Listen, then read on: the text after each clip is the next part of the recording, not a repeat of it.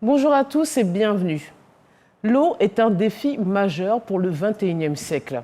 Les pénuries, la mauvaise qualité de l'eau ou le manque d'installations d'assainissement ont un impact négatif sur la sécurité alimentaire, la santé, l'égalité entre les sexes et les conditions de vie des personnes défavorisées.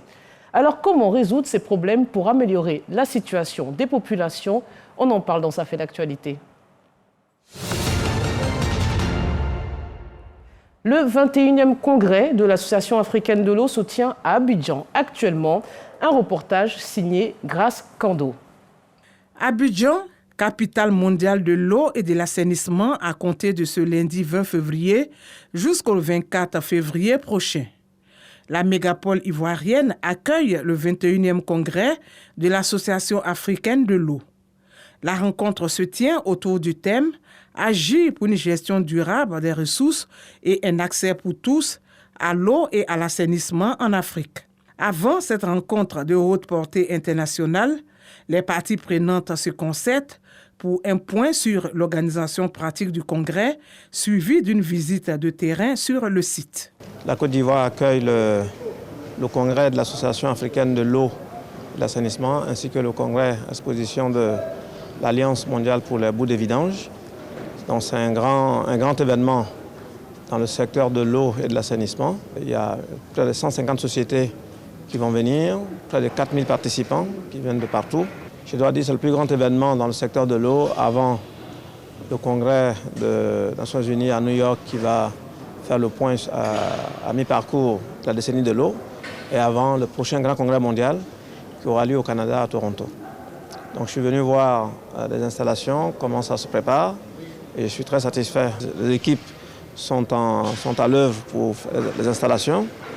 Je voudrais donc adresser mes félicitations anticipées au comité d'organisation patronné par le directeur général de la SODECI. Au cours de cette rencontre mondiale, près de 30 ministres vont évaluer les progrès accomplis en matière d'amélioration de l'accès à l'eau. La raréfaction de l'eau est un des problèmes majeurs actuellement dans le monde, à cause notamment de la pollution, du changement climatique, de la surpopulation et de la mauvaise utilisation des ressources. Une grande partie de la planète manque d'eau, un bien pourtant indispensable à la vie. Les États, associations et les organisations internationales se sont saisis de la question, notamment dans le cadre du 21e congrès de l'Association africaine de l'eau, AAE, qui se tient du 19 au 23 février 2023 à Abidjan. Tous les rapports officiels, qu'ils émanent de la Banque mondiale, des Nations unies ou de l'Organisation mondiale de la santé, soulignent le retard du continent africain par rapport au reste du monde. L'Afrique subsaharienne se situe largement derrière les autres régions du monde pour l'accès à l'eau potable et à l'assainissement. Alors, qu'est-ce qui explique l'accès inégal à l'eau potable dans le monde? Les investissements sur le continent sont-ils pertinents et performants? Pourquoi l'Afrique accuse-t-elle un si grand retard? Pour en parler, j'ai le plaisir de recevoir le docteur Siméon Kenfak, le directeur des programmes de l'AAE, l'Association africaine de l'eau. Bonjour et bienvenue. Bonjour, Fatim. Et vous me disiez que l'institution a changé de terme depuis ce matin? Effectivement, l'Association africaine de l'eau a changé de nom depuis ce matin pour devenir l'Association africaine de l'eau et de l'assainissement. Donc, merci pour ce scoop en direct. On va en parler tout à l'heure. Face à vous, il y a M. Ouattara Cheikh Omar, représentant pays de la BID, la Banque islamique de développement. Bonjour et bienvenue. À vos côtés, M. Mehdi Benaïssa, qui est chargé des projets infrastructures de l'Agence française de développement, l'AFD. Bonjour et bienvenue. Bonjour Fatim, bonjour aux téléspectateurs de la RTI. On va d'abord peut-être faire un tour de table pour que vous nous présentiez vos différentes institutions. Je vais commencer avec vous, Dr Kenfak. Qu'est-ce que c'est cette association africaine de l'eau? Donc, je le disais tantôt, Fatim, l'Association africaine de l'eau et de l'assainissement, aujourd'hui devenue Association africaine de l'eau et de l'assainissement aujourd'hui, change de nom pour la deuxième fois, parce qu'à sa création en 1980, ici en Côte d'Ivoire d'ailleurs, ça s'appelait Union africaine des distributeurs d'eau. Et au cours des années 2000, ça a changé de nom une première fois pour devenir Association africaine de l'eau. Et depuis ce matin, Association africaine de l'eau et de l'assainissement. Mais pourquoi ces changements de nom et d'ailleurs pourquoi créer cette association? En fait, au départ, les dirigeants des sociétés d'eau se sont rendus compte que pendant que vous êtes directeur de société et que vous êtes en train de chercher une solution pour résoudre un problème de service, il y a une autre société voisine peut-être ou bien toujours dans le continent qui a déjà fait face à ce problème et qui devrait vous associer. Si en vous associant, elle devrait vous transmettre le savoir et que vous allez très vite. Alors, nos pères fondateurs ont créé cette association pour le renforcement des capacités en apprenant les uns sur les autres. Mais avec le temps, on s'est rendu compte que cela ne suffit pas. Il faut d'autres formes d'apprentissage. Et donc, aujourd'hui, l'association son mandat de renforcement de capacités repose sur 3 piliers. Le premier pilier, c'est le partage de connaissances. Et ce partage de connaissances, ça se fait à travers des congrès comme celui qui a lieu actuellement en Côte d'Ivoire du 19 au 20, et au cours desquels les gens vont partager les études de cas, partager des nouvelles innovations en matière de recherche et permettre aux participants de rentrer garnis de solutions innovantes. Le deuxième volet, c'est les projets avec l'approche partenariat par pair. Le partenariat par pair, c'est des sociétés qui, après évaluation, dans un domaine donné, ce qui peut être le traitement de l'eau, l'eau non facturée, c'est tout un sujet technique, mais qui ont réussi à élever leur niveau en matière de résolution de ces problèmes et qui, en se mettant en pair avec une autre société qui voudrait apprendre auprès d'elle, donc ces projets permettent de renforcer les capacités des plus faibles pour améliorer leur performance. Le dernier volet, c'est celui de la formation dans des salles de classe, les masterclass. Et aujourd'hui, nous sommes en train de créer l'Académie africaine de l'eau et de l'assainissement, dont une session aura lieu demain en salle fermée, mais rencontre avec des partenaires techniques et financiers pour partager l'idée de ce projet et le business plan de cette académie. Alors on aura bien compris, mais c'est vrai qu'on parlait d'Afrique depuis, mais la présence des autres invités nous démontre que ça ne concerne pas que les pays africains, là. Tout à fait. En fait, lorsque le problème se pose en Afrique, et vous l'avez dit tout à l'heure, mais pour trouver la solution, on a besoin de tout le monde. C'est le partenariat. Et nous sommes très heureux d'avoir ici au plateau l'AFD qui appuie le développement, finance le secteur de l'eau en Afrique, la Banque islamique de développement qui finance également en Afrique, mais également à l'Association africaine de l'eau, puisque la Banque islamique de développement finance certains de nos projets. Alors, je vais leur donner la parole immédiatement. On va commencer avec vous. Donc, M. Ouattara Cheikh Oumar, représentant pays de la Banque islamique de développement. Quelle est cette institution? Alors, on entend islamique, développement, banque. On croit comprendre, mais dites-nous clairement, quel est votre rôle? Bon, écoutez, la Banque islamique de développement a été créée en 1974. C'est une banque qui regroupe en fait l'ensemble des États de l'Organisation de la coopération islamique. Il y a en tout 57 pays membres et la Côte d'Ivoire a adhéré à la BID en 2002. Et donc, depuis lors, la coopération n'a cessé de s'amplifier avec notamment l'État de Côte d'Ivoire. Et nous avons actuellement un portefeuille quand même d'environ 600 milliards de francs CFA. Que pour la Côte d'Ivoire? Pour la Côte d'Ivoire, que pour la Côte d'Ivoire. Et cela se décline dans une vingtaine de projets dans différents secteurs, les transports, l'eau, l'assainissement. Voilà, donc c'est vraiment une banque de développement au même titre que la Banque africaine de développement, au même titre que le groupe de la Banque mondiale. D'accord.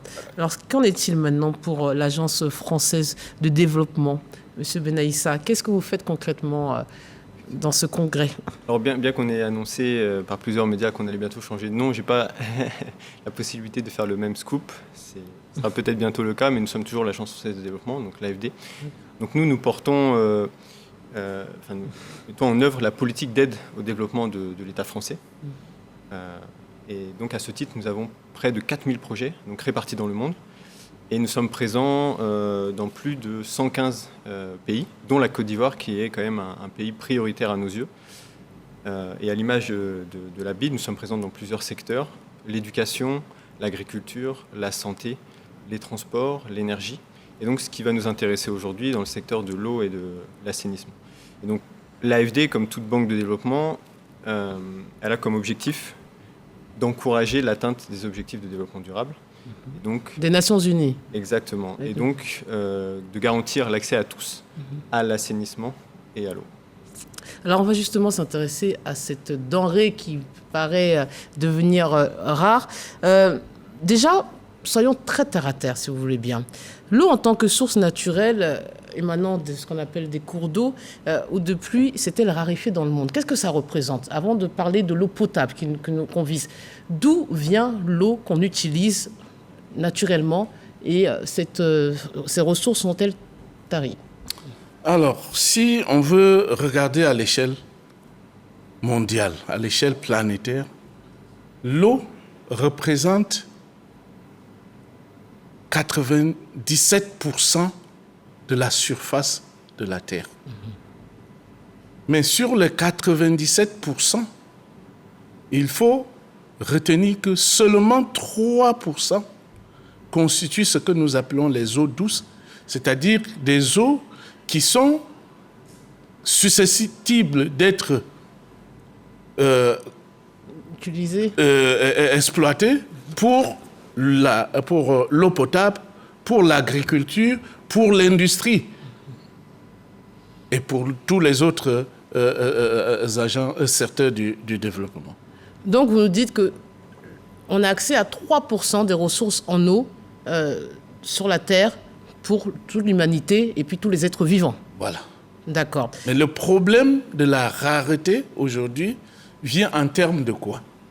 Vient en termes de, sur les 3%, il y a la pollution qui peut être industrielle ou bien domestique. Vous savez, nous parlons maintenant de l'assainissement, mais le ministre disait ce matin, on a présenté l'eau potable dans une bouteille, mais il fallait quelque chose d'autre qu'il n'a pas voulu prononcer le nom. Et c'est quelque chose qui, à l'échelle humaine, contribue à rendre l'eau non consommable. Ça, c'est d'un. De deux, il y a les industries qui, pour nos besoins, les industries produisent, mais ils polluent l'eau, la rendant impropre à la consommation. Et le troisième facteur qui fait la raréfaction de l'eau, c'est la population mondiale qui est croissante. Vous savez, quelque chose qui était au départ stable à 3% pour une poignée de personnes, et avec le temps, la population augmente, la demande augmente, etc. Donc, une sorte de pression démographique, on va s'attarder, mais puisque l'Afrique est... Enfin, je vais quand même ajouter les changements. Aujourd'hui, les changements climatiques font en sorte que on n'a plus les mêmes rythmes de perte et de renouvellement de l'eau qu'on avait avant, et du coup, ça exacerbe le problème. Alors ça, c'est l'eau, si on peut la qualifier de brute. Maintenant, j'aimerais qu'on s'intéresse à cette transformation, parce que même si c'est de l'eau douce, pour qu'on puisse y accéder et la consommer en toute sécurité, il faut quand même suivre un certain mécanisme. Alors, Maintenant, la transformation de l'eau naturelle en eau potable, comment elle s'organise déjà et qui en a la responsabilité avant de comprendre l'intervention des banques de développement? D'abord. Donc, pour passer de l'eau telle que trouvée dans la nature à l'eau de consommation, qu'elle soit industrielle, agricole, il faut d'abord la transporter, extraire, l'extraction, transport. Si c'est une rivière, il faut pomper avant d'arriver à un système de traitement. Donc, l'extraction, le traitement et l'approvisionnement. Et tout ce processus d'extraction, traitement et refoulement pour la distribution nécessite des investissements. Donc ça a un coût, c'est-à-dire c'est cette transformation, cet acheminement qui a un coût. Tout à fait. Pour les États. Alors, mais à qui finalement incombe cette responsabilité d'approvisionner un peuple en eau? C'est le secteur public, secteur privé, c'est le gouvernement? Parce qu'on nous dit que l'eau est un droit fondamental, en tout cas l'accès à l'eau. Comment vous l'entendez, vous? À qui incombe cette responsabilité? Moi, je pense qu'en premier lieu, effectivement, vous l'avez bien dit, l'eau, normalement, elle appartient à tout le monde. Et je pense que chacun dans le monde doit avoir accès à l'eau. Ne peut pas se permettre de se réveiller et se dire « est-ce que j'aurai de l'eau durant la journée ?» Ensuite, nous, en tant que banque de développement, on essaye d'encourager les pays à mettre en place une stratégie, une planification, donc à plusieurs titres. Tout d'abord, nous essayons d'accompagner les pays dans la gestion intégrée de la ressource en eau, parce que l'eau, elle a elle peut être utilisée de différentes façons. L'agriculture, les industries, comme l'a dit M. Kenfak, tout simplement pour s'alimenter. Et donc ça peut générer même des conflits, et même des conflits entre pays. Donc tout d'abord, il faut savoir déjà comment on va utiliser l'eau. Et ensuite, nous, ce qu'on apprécie quand on est une banque de développement, c'est quand il y a un schéma directeur. C'est-à-dire, comme l'a bien dit aussi M. Kenfak, c'est comme la population grandit. On voit ici à Abidjan que les quartiers grandissent de plus en plus. Donc il est important pour, par exemple, le district d'Abidjan, d'avoir un plan, de dire peut-être à l'horizon 2 ans, on va s'occuper de ce quartier-là. À l'horizon 5 ans, on va s'occuper de ce quartier-là. Et après, nous, on arrive effectivement avec des produits financiers et on va mettre en face d'un projet qui a été étudié techniquement des fonds qui vont permettre la réalisation des projets. Puisque quand il n'y a pas de planification, quand il n'y a pas de stratégie, c'est très très dur pour une banque de développement d'intervenir. Parce qu'on intervient dans quoi? On sait qu'il y a un manque, mais ensuite, quelles sont les étapes pour que l'eau arrive dans le foyer des gens? Mais qui, je parle aussi bien des deux, les investisseurs, si j'ose dire, qui vous sollicite, encore une fois? C'est l'État, c'est le secteur public, c'est le secteur privé? À qui vont les fonds de la Banque islamique de développement? En général, c'est l'État. C'est l'État. C'est l'État. Et comme l'a dit mon collègue, en fait, c'est le même schéma. C'est-à-dire qu'il faut qu'il y ait des études qui soient faites. C'est-à-dire que le financement, il vient avec une planification. Et dans notre cas, nous, au niveau de la Banque islamique de développement, notre approche, c'est de ne jamais d'imposer. Nous sommes toujours à l'écoute des pays. Et dans le cas particulier de la Côte d'Ivoire, c'est bien évidemment le plan national de développement 2021-2025 qui sert en fait de boussole pour toutes nos interventions. Mais encore là, nous ne choisissons pas dans le plan national de développement un projet sur lequel on veut aller. C'est à l'État de nous solliciter. D'accord. Voilà. C'est l'État qui nous sollicite par une requête de financement. La seule conditionnalité, c'est d'avoir vraiment des études qui appuient le projet. Voilà. Donc, on comprend bien, c'est d'abord le secteur public qui collabore avec vous? Et le secteur privé aussi, ça arrive?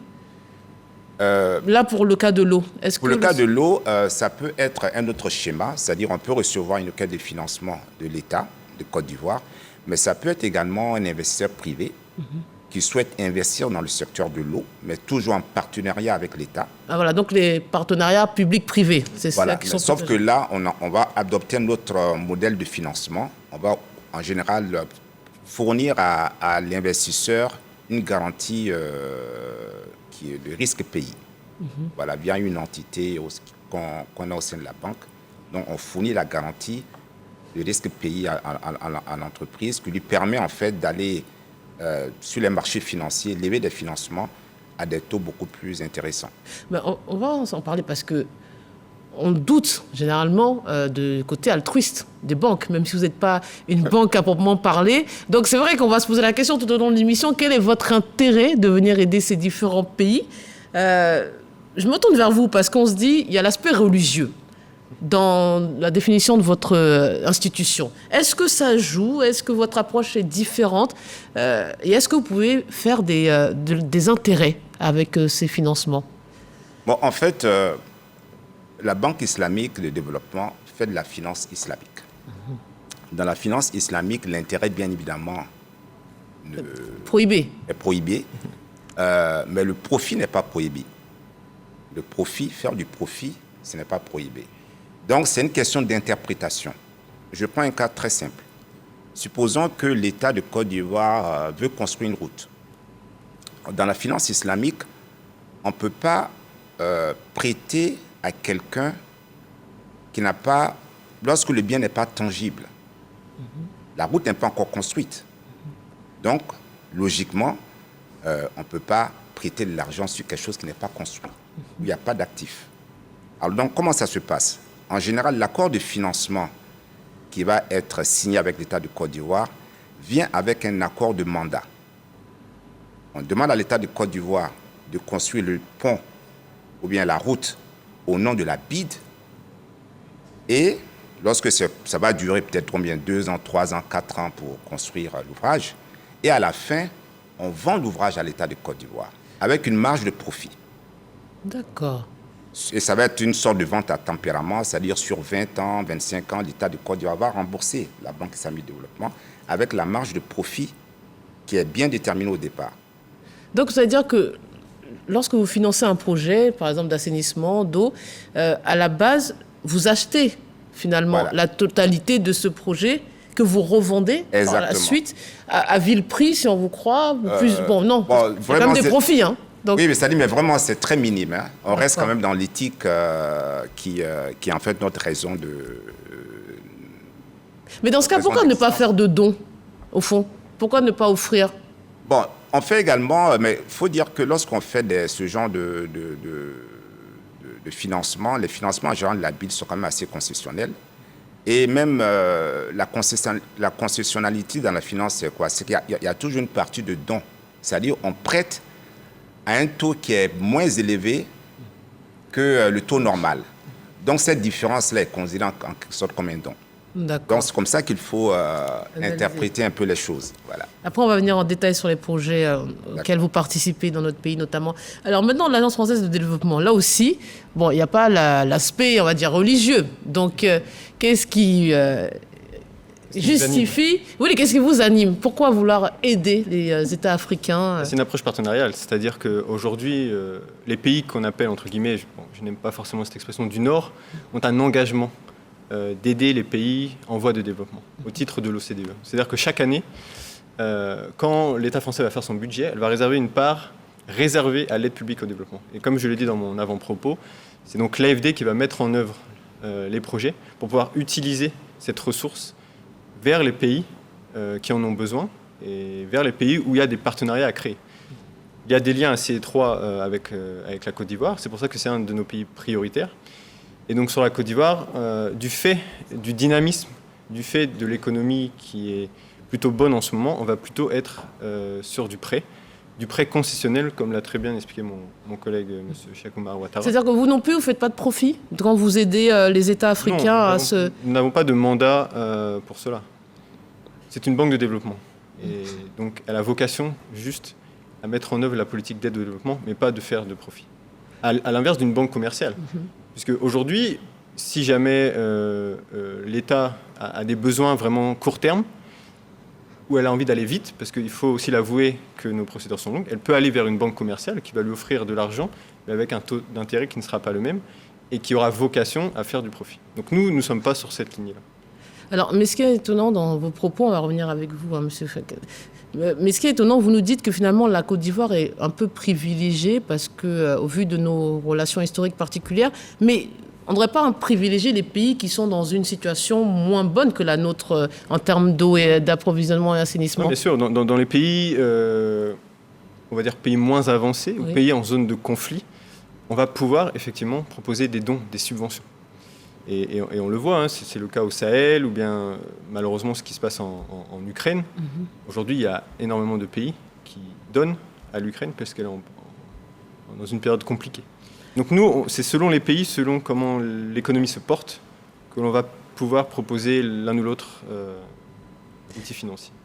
Alors revenons-en Alex, à l'eau. On a les financiers et puis on a, on va dire, l'opérationnel avec vous. C'est vrai qu'on monte souvent du droit le continent africain par rapport à l'accès à l'eau potable. Déjà, qu'est-ce qu'on entend par l'accès à l'eau potable? Parce que j'ai lu une définition qui nous disait qu'il fallait avoir 15 minutes de distance entre l'eau et soi et avoir 20 litres, je crois, par jour par personne. On en est loin. Là, il faut dire la question de ce qu'on appelle la consommation spécifique, c'est-à-dire la consommation par personne par jour. Ça dépend des standards pays. D'accord. Voilà, donc ça dépend des standards pays pour définir la politique. Et ça, j'aimerais revenir sur la politique. J'ai bien aimé les collègues des banques qui ne travaillent qu'avec des pays qui ont des politiques bien définies et pour situer les cadres. Et c'est à ce titre qu'en tant qu'Association africaine de l'eau et de l'assainissement, nous encourageons les pays à définir des politiques qui sont susceptibles de cadrer avec les objectifs globaux du moment. L'objectif global du moment étant l'accès universel à l'eau et à l'assainissement. Donc, dès lors que vous avez souscrit à cet objectif du développement durable en tant que pays, vous devrez adapter votre politique du secteur eau-assainissement pour pouvoir, à ce moment, attirer les financements qui permettent de mettre en œuvre cet objectif. Mais à vous écouter, ce qu'on ne comprend pas, c'est que finalement, on ne voit aucun État se dire qu'il souhaite que sa population n'ait pas d'eau. Donc, quand vous dites la politique publique, qu'est-ce qui explique ce recul, ce retard, au-delà du financement qu'on va solliciter après? Qu'est-ce qui fait que dans nos pays africains, on a un tel déficit d'infrastructures?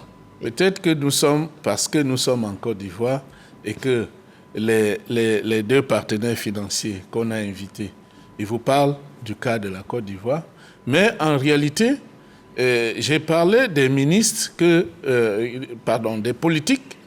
Et lors de cet événement, nous avons invité les ministres et nous avons prévu un espace de dialogue ministériel qui permette à ces ministres de partager les expériences sur les politiques sectorielles de l'eau et de l'assainissement.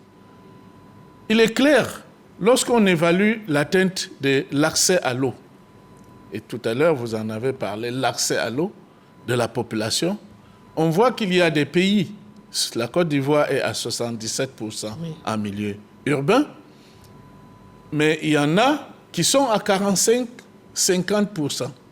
Pourquoi certains réussissent plus et moins? Si vous avez des financements, et pour avoir des financements, il faut avoir des politiques adaptées. Vous voyez?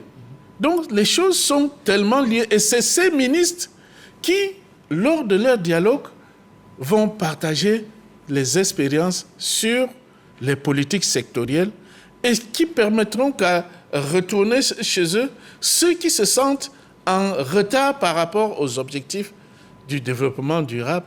Ils revoient leur politique pour mieux s'adapter et attirer les financements.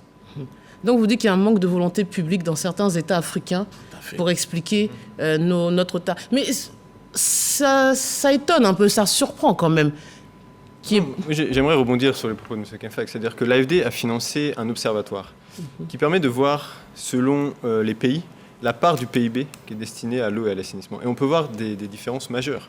Il y a des pays qui vont avoir 2%, d'autres ça va être 0,05%. Et donc, directement, on peut lier la part du PIB qui est allouée à l'assainissement au taux d'accès. Tout est lié. Et puis, ce que je veux aussi rajouter, c'est que nous, Banque de développement, quand on prête de l'argent, quand on fait un don, on a besoin de faire un don dans un secteur qui est au moins à l'équilibre, qui trouve son équilibre. Et où on a l'impression que le gouvernement fait aussi sa part dans son budget annuel. Donc on ne peut pas se permettre d'aller prêter de l'argent où même le gouvernement n'alloue aucun budget. Et donc c'est là où c'est important. C'est-à-dire que nous, on encourage à la fois effectivement la construction d'infrastructures pour augmenter le taux d'accès, mais on encourage aussi des améliorations au niveau de la gouvernance. C'est-à-dire qu'aujourd'hui, dans certains pays, le tarif est tellement bas. Bon, c'est toujours compliqué de hausser le tarif, mais ces tarifs-là ne permettent pas d'avoir les fonds suffisants pour entretenir le réseau. Donc on fait face à la fois à un besoin d'étendre le réseau, de construire de nouvelles infrastructures et de réhabiliter des réseaux, puisque la Société nationale en charge de l'eau n'a pas les moyens.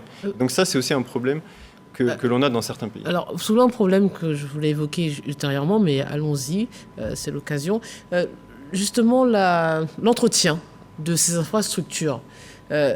On les voit quand même souvent, parfois vétustes. On ne sait pas à qui incombe cet entretien. Est-ce que vous, quand vous faites des aides, vous faites un suivi aussi? Vous exigez l'entretien, vous financez les entretiens des infrastructures existantes, ou vous venez que pour des nouveaux projets? Non, en fait, on demeure, nous, au niveau de la Banque islamique, on demeure ouvert vraiment aux besoins du pays.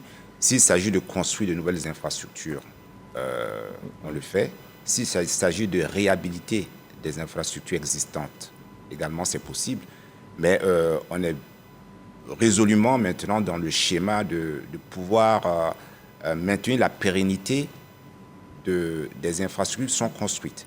Il faut que dès le départ, dès que le projet nous est soumis, il faut qu'on s'assure déjà qu'il y a quand même un modèle de gouvernance qui puisse assurer vraiment la pérennité des ouvrages qui sont construits. Mais malgré ça, on demeure ouvert parce que chaque pays quand même vit ses réalités.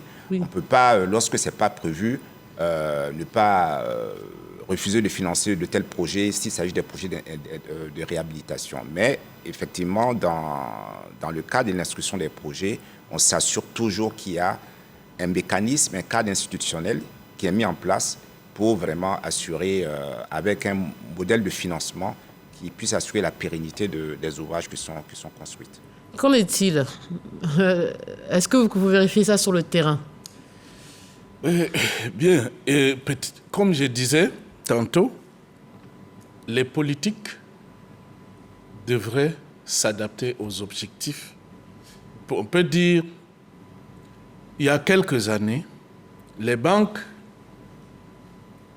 de financement, elles sont très promptes aux projets neufs. Et ces projets neufs, parfois, ils viennent s'ajouter sur du vieux. Et moi, s'il fallait vraiment faire un plaidoyer ici, je dirais que les banques, nous, en tant qu'institution de renforcement des capacités, nous travaillons avec les opérateurs au quotidien. Et ce que nous pouvons vous dire, c'est que d'abord, la première des choses pour financer, c'est d'abord d'auditer les systèmes existants, s'assurer qu'en venant y ajouter un autre investissement, le nouvel investissement ne va pas plomber, le résultat ne va pas être plombé par l'ancien. Donc, auditer, réhabiliter, évaluer et enfin faire le projet neuf. Et ce n'est que comme cela qu'on garantit que la croissance sera, l'amélioration de l'accès sera de façon continue. Mais autre question, parce que là aussi, c'est une problématique qu'on associe, à tort ou à raison, au continent africain, c'est tout ce qui est lié à la corruption. par rapport au financement. Est-ce que même dans des secteurs, on se dit sociaux, indispensables, est-ce que vous faites face à des problèmes de ce genre? Ou est-ce que même ça fait partie de vos craintes quand vous acceptez de financer un État? Je ne parle pas particulièrement de chez nous, mais en général. Est-ce que vous êtes regardant et quelle garantie vous avez que cet argent sera utilisé, la somme allouée pour ces aides-là? Qu'est-ce que vous faites? Bon, c'est sûr que le cadre de gouvernance, la corruption, etc., bon, ça représente effectivement un risque. Mais nous, dans notre cas, lorsque un projet nous est soumis, on regarde vraiment l'écosystème, le cadre on évalue d'abord le modèle même de gestion financière de la structure qui va implémenter le projet. Donc ça, ça fait l'objet vraiment d'un examen par les équipes techniques. Et également, ce qu'il faut retenir, c'est que la plupart des financements de la BID se font également par appel d'offres. On fait rarement des gré à gré ou même des appels d'offres restreints. Cela est très, très rare. Dépendamment de certains projets, on peut le faire, mais de manière générale, c'est des appels d'offres qui sont réservés aux États membres de la BID. Voilà. Et ça vous donne une garantie en plus? C'est une sécurité? Ça donne une garantie en plus. Et ce qui se passe aussi, c'est que la plupart, lors de la réalisation du projet, ce sont les prestataires qui sont directement payés. Okay. Donc l'argent, le circuit, la traçabilité est très claire. Hein. C'est-à-dire, c'est les prestataires qui sont directement payés par la BID. D'accord. Bien évidemment, il y a une unité de gestion qui est présente sur le terrain, dans le pays. Mais en ce qui concerne les marchés, les prestataires sont directement payés. Donc ça permet d'avoir une plus grande lisibilité, une plus grande clarté dans les opérations financières qui sont faites. Et qu'en est-il pour votre institution? Je pense que mon collègue a bien résumé. On a plus ou moins les mêmes procédures au niveau des banques de développement, que ce soit la BAD, de la Banque mondiale. C'est un peu la même chose. On a des directives de passation de marché qui obligent presque à 100% à recourir à des appels d'offres. Et ensuite, effectivement, on privilégie de plus en plus le versement direct. C'est-à-dire qu'on va verser directement aux entreprises et donc l'argent n'est pas vraiment dans les mains de l'unité de gestion de projet. Ce qui peut nous être reproché des fois, puisque des fois, le gouvernement, la maîtrise d'ouvrage a l'impression de perdre un peu la main sur le projet. Et ce sont des procédures qui sont importantes également pour s'assurer de la bonne exécution du projet. Donc on peut en déduire qu'actuellement, il y a peut-être moins de détournement grâce à ce mécanisme que vous avez mis en place, vos institutions respectives. Oui, et puis je pense aussi que les institutions multilatérales de développement communiquent aussi. Par exemple, lorsque une entreprise fait l'objet d'une sanction auprès d'une institution en particulier pour corruption, il est tout de suite blacklisté auprès des autres banques multilatérales de développement. D'accord. Donc déjà, ça également, ça donne beaucoup plus de... Mais on ne peut pas blacklister des États. Non, on ne blackliste pas des États. Juste, ce sont nos actionnaires. Ouais. La Côte d'Ivoire est un actionnaire. On va parler justement de la Côte d'Ivoire avec ce qui est fait. Mais avant, pour qu'on comprenne bien, je voudrais que vous nous expliquiez la différence parce qu'on nous parle de l'eau potable en zone urbaine et puis aussi en zone rurale. Ça paraît distinct, peut-être pas en termes de qualité, mais les expressions. On entend parler d'hydraulique villageoise, améliorée. Qu'est-ce que c'est tout ça? Oui, ce qu'on appelle les établissements humains. C'est tout espace où vit l'homme. La ville, c'est un espace où les habitats sont groupés et en fonction, à cause de ce regroupement de beaucoup de personnes sur place, avec des constructions en immeubles où sur place on peut avoir 15 compteurs qui alimentent 15 domiciles de particuliers. Mais en zone rurale, vous savez, ce n'est pas le cas. C'est des villages et c'est des habitats parfois dispersés. En fonction de tous ces types d'espaces de logement des populations, on définit des types d'hydraulique particuliers. Et c'est dans ce sens qu'on parle de l'hydraulique urbaine pour les villes. Et là, on collecte, on extrait l'eau, on transporte, on traite et on met en place un réseau de distribution avec des compteurs pour alimenter les ménages. On peut, dans des cas où en on dit hydraulique périurbaine. Si c'est des zones périurbaines, c'est-à-dire des zones urbaines en développement, on peut aller au lieu de, puisque les maisons ne sont pas définitives, parfois, on peut y faire des bornes fontaines parce qu'on sait que c'est du provisoire et plus tard, ça permet aux populations de s'alimenter. Maintenant, en zone rurale, et selon encore, l'État peut définir, si c'est un village à 1000 ou 10 000 habitants, par exemple, on peut dire, on va mettre en place un système d'hydraulique amélioré où on collecte l'eau, on construit un ouvrage, des châteaux, et on met en place un mini-réseau pour alimenter, y compris ces populations, y compris les bonnes fontaines. Maintenant, si c'est des petits regroupements, les campements, etc., là, on fait des pompes, on fait des forages avec des pompes, qu'elles soient manuelles selon les budgets, qu'elles soient aujourd'hui, on est sur les systèmes solaires, là, ça réduit l'utilisation de la motricité humaine. Et donc, voilà ce qui fait la différence. Alors, intéressons-nous à la situation en Côte d'Ivoire et on revient juste après cet élément d'Ahmed Traoré. Le secteur de l'eau potable et de l'assainissement en milieu urbain en Côte d'Ivoire a longtemps été considéré comme un modèle en Afrique subsaharienne. Ces succès ont été mis en mal par la crise survenue en Côte d'Ivoire pendant plus de 10 ans. Les retards dans les investissements et la maintenance des infrastructures, les déplacements de la population et la désorganisation des activités ont remis en cause le niveau de performance technique et financière du service.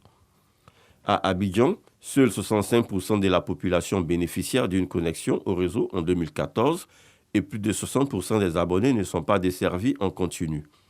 La priorité a été d'abord d'augmenter les capacités de production, des investissements et renforcement et d'extension du réseau sont nécessaires pour acheminer l'eau jusqu'aux usagers et augmenter le taux de couverture.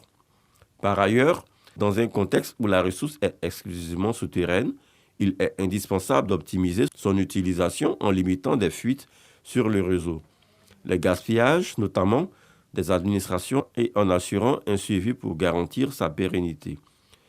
Afin d'endiguer les pénuries récurrentes auxquelles sont confrontées les populations, ce projet, comme pour le premier contrat de désendettement et de développement, CDD, entend fournir un service de l'eau de meilleure qualité et plus accessible. Il prévoit ainsi le renforcement et l'extension du réseau tout en mettant l'accent sur une utilisation optimisée et la protection de la ressource en eau. Toutefois, un mécanisme d'assainissement est mis en place. Alors, selon les statistiques de 2021, l'accès à l'eau potable était de 84% en zone urbaine en Côte d'Ivoire contre 79% en hydraulique villageoise et 11% en hydraulique villageoise améliorée dont vous nous parliez. La Côte d'Ivoire semble avoir une couverture plus importante que certains pays, notamment limitrophes, mais on n'a pas encore atteint les 100%. Est-ce envisageable ? Sans être membre du gouvernement, je voudrais d'abord dire que tout est, et nous l'avons dit, tout est question de politique du gouvernement.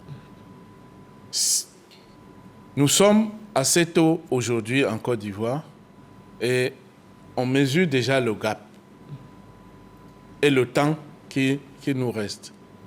Et en fonction du temps qui nous reste et des infrastructures et des financements que nous avons à mobiliser et de la capacité de suivi des travaux pour utiliser ces financements. Donc voilà tous les éléments qu'il faut mettre sur la table pour répondre à la question que seul le gouvernement peut répondre. Mais je vais quand même profiter pour dire encore une chose, surtout quand il s'agit de l'assainissement.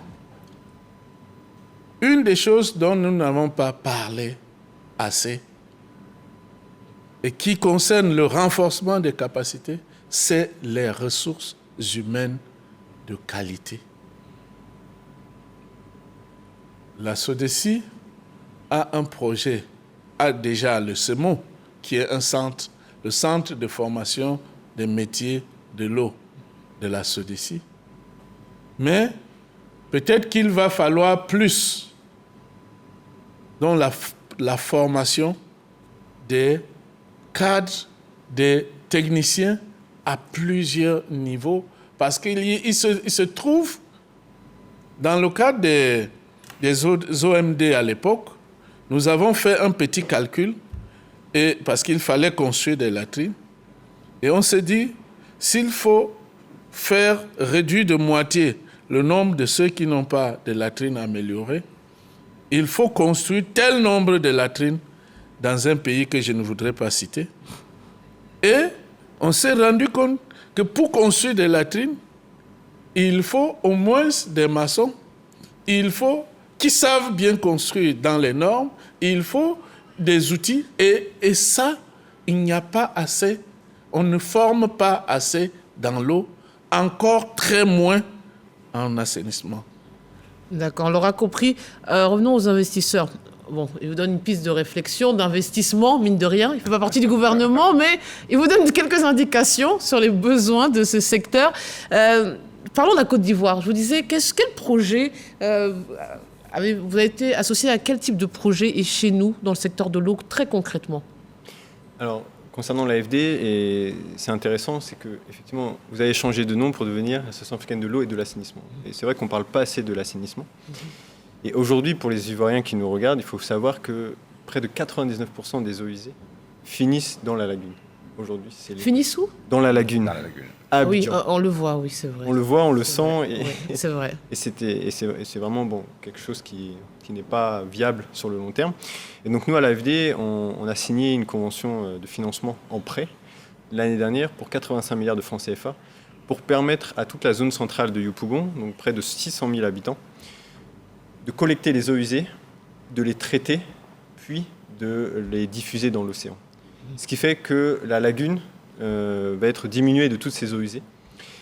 Et tout cela, comme je disais au tout début, ça suit la logique d'un plan directeur de l'assainissement qui a été financé par l'AFD et qui a mis en priorité numéro 1 la commune de Yopougon, qui est la commune que vous savez la plus peuplée et qui a un besoin vraiment urgent de renforcer tout le réseau d'eau usée. Donc ça, c'est vraiment un projet important pour nous. L'assainissement, effectivement, on parlait de la lagune, c'est vrai qu'on déplore beaucoup de choses. Qu'est-ce que vous faites en Côte d'Ivoire, la Banque islamique de développement? La Banque islamique de développement est intervenue déjà dans plusieurs projets d'eau potable dans les différentes régions du pays. Mais actuellement, le projet le plus emblématique, on peut dire, ça concerne le secteur de l'assainissement. Notamment le projet de la baie de Cocody. Oui. C'est un projet quand même qui est très, très multidimensionnel. On voit le pont à Auban qui est en train d'être construit. C'est justement financé par la Banque islamique de développement. Mais au-delà du pont à Auban, il faut voir tout le travail qui se fait en amont depuis Williamsville, Abobo, la forêt du Banco. Tout ça pour permettre vraiment de rendre une eau au niveau de la lagune beaucoup plus saine. Et puis, le projet va jusqu'en l'embouchure de Bassam. Okay. Donc, c'est vraiment un projet très, très intégré qui permet vraiment de résoudre la problématique des inondations là, dans cette zone et puis d'assainir l'eau de la lagune. Mais la baie de Cocody, on a l'impression, si mes souvenirs sont bons, le projet n'était pas avec le Maroc, ou c'est parce que c'est un pays membre de votre institution qu'il a bénéficié du... Non, le Maroc a, je pense, participé à la conception du projet. D'accord. Voilà, ils ont fait de la maîtrise d'assistance. Ils ont fait de l'assistante. Mais le pont en lui-même, il est financé par la BID et puis d'autres bailleurs de fonds arabes. D'accord. Notamment qui participent sur différentes composantes du projet. Alors, il nous reste peu de temps. Vous voulez réagir? Pas spécialement. Alors, ça m'arrange, puisque je vais vous poser une question un peu, on va dire, de conclusion à chacun. C'est quoi les objectifs à court et long terme, là, en termes de financement? Vous parlez d'assainissement, il vous parle de formation. C'est quoi les perspectives? Alors, au niveau de l'AFD, nos perspectives, c'est effectivement d'augmenter la part dédiée à l'eau et à l'assainissement. Aujourd'hui, l'AFD, c'est près de 12 milliards d'euros par an et on veut que 10%, près de 10%, 1 milliard, on va dire, soit dédié à l'eau et à l'assainissement et 500 millions sur ces 1 milliard, donc près de la moitié, qui soit destiné au continent africain. Donc ça, c'est notre objectif. Et ensuite, l'objectif de l'AFD, c'est toujours être dans l'additionnalité, c'est-à-dire ce que l'État peut déjà faire seul, nous n'avons pas besoin d'intervenir. Donc comme je l'ai dit, il y a un rattrapage énorme à faire au niveau de l'assainissement et également au niveau rural, et c'est plutôt vers ces objectifs-là que l'AFD va se tourner à horizon 5-10 ans. Et vous, au niveau de la... Bon, nous, en ce qui nous concerne, nous avons déjà pris un engagement lors du groupe consultatif du plan national, le financement du plan national de développement 2021-2025. Et actuellement, il reste environ une enveloppe de 900 milliards de francs CFA à consommer d'ici 2025. Donc, bien évidemment, nous attendons les requêtes en ce sens-là de l'État de Côte d'Ivoire. Mais les sommes qu'ils annoncent, excusez-moi, sont quand même astronomiques. Et on se dit tout ça n'est pas suffisant. Il y en a encore dans des États où il y a des pénuries. On a vu dans la vidéo tout à l'heure des bidons, des gens qui attendent, des fois même sous la pluie. Ce ne serait que consommer de l'eau. Comment ça se fait? Voilà. Comment ça se fait? Ils vous l'ont dit, il faut des plans, des schémas directeurs qui permettent de situer le cadre de travail. Mais moi, je vous dis qu'il faut les capacités, les ressources humaines. Parce que pour réaliser un projet, il faut des études. Et pour faire des études, il faut des gens capables de le faire. Dans les ministères, il y a les directions de la planification, des études et planification, mais encore, il y a encore des cabinets d'études. Mais combien de cadres pour travailler de façon efficace dans ces services-là? Voilà pourquoi, aujourd'hui, l'Académie africaine de l'eau et de l'assainissement que nous mettons en œuvre, et je profite pour remercier la Banque islamique de développement. Pour son financement? Qui a été invitée à participer à une session de réflexion pour présenter ce projet de l'Académie africaine de l'eau et de l'assainissement porté par l'Association africaine de l'eau et de l'assainissement. Et nous allons présenter également le business plan de cette académie parce que c'est au terme, c'est à l'issue de cette académie qu'on va former des professionnels vraiment capables de collecter des informations sur le terrain, sur les projets et monter des projets bancables qui permettraient effectivement d'aller au-delà de l'exécution de ces programmes. Messieurs, on a bien compris, ça sera le mot de la fin. Merci infiniment à vous trois de votre participation. Merci à vous de nous avoir suivis. Bonne suite des programmes sur RTI1.